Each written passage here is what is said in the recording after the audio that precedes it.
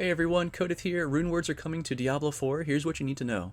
So let's go over like a brief history of Runewords. If you never played Diablo 2, they were a big part of the game. Runes are also like the most popular trading currency as well. Some of the best items too are Runewords.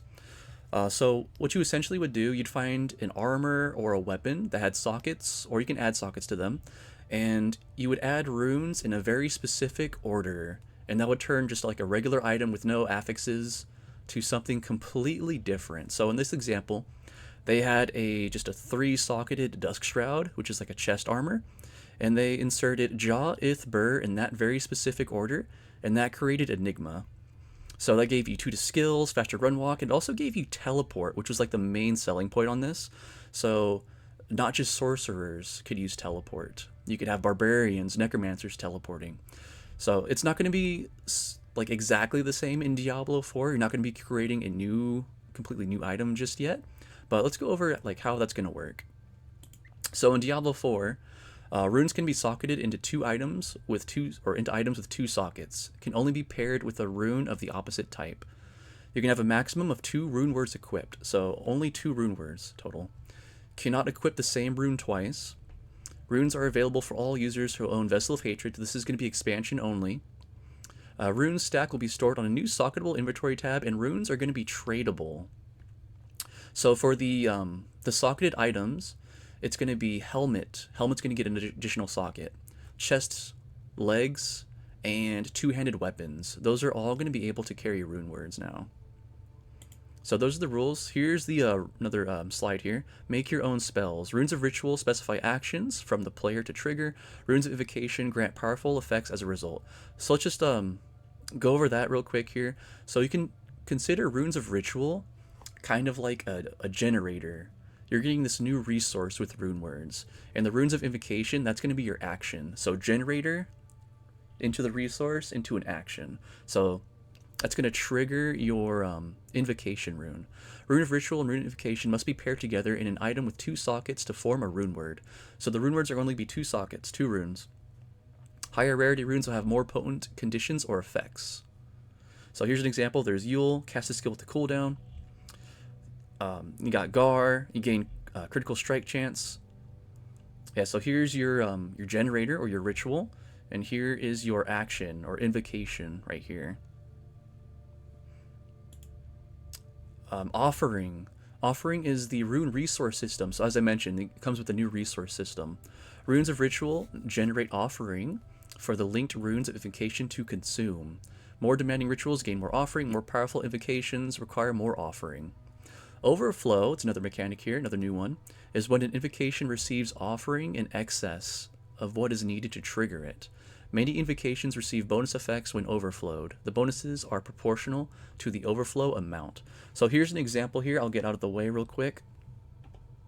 So you can see down here in the bottom right, you've got Yolgar. Cast a skill with the cooldown. You will gain critical strike chance for 5 seconds up to 25%. Now if you overflow, you see how you gain 50 offering? And this requires 25 offering. So you're always going to overflow here. So when you overflow, you'll gain multiple stacks of this crit chance here. So that's how that's going to work. And here's some more rune words examples here.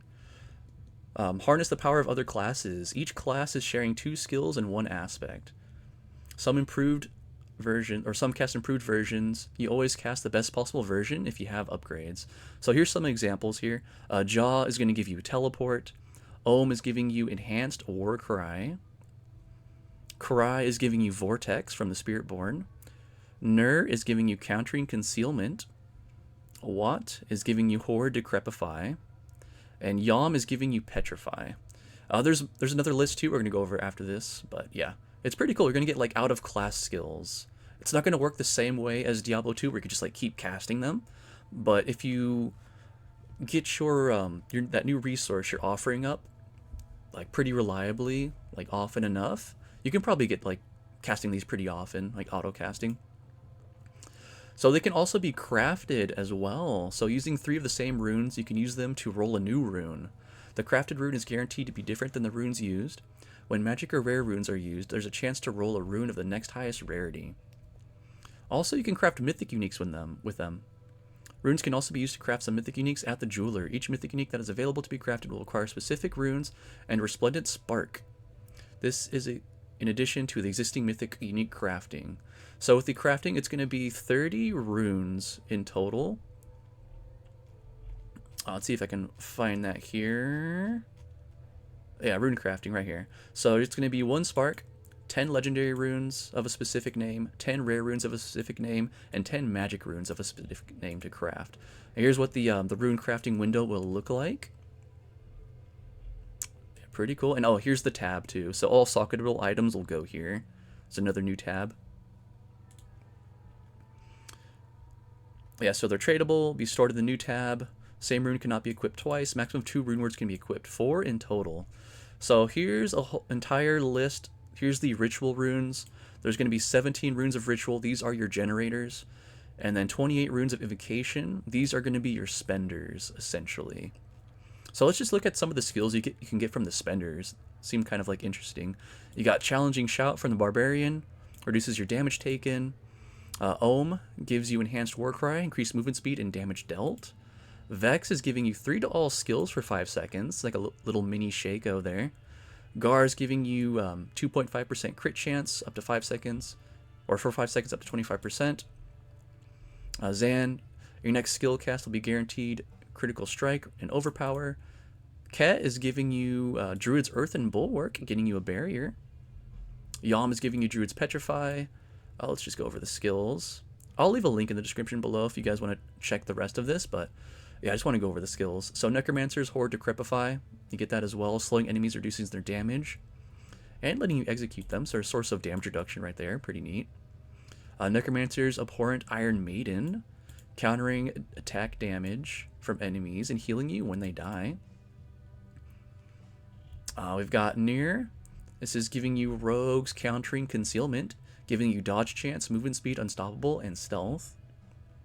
Mott is going to give you Shadow from the Rogue's Dark Shroud, reducing damage taken per shadow.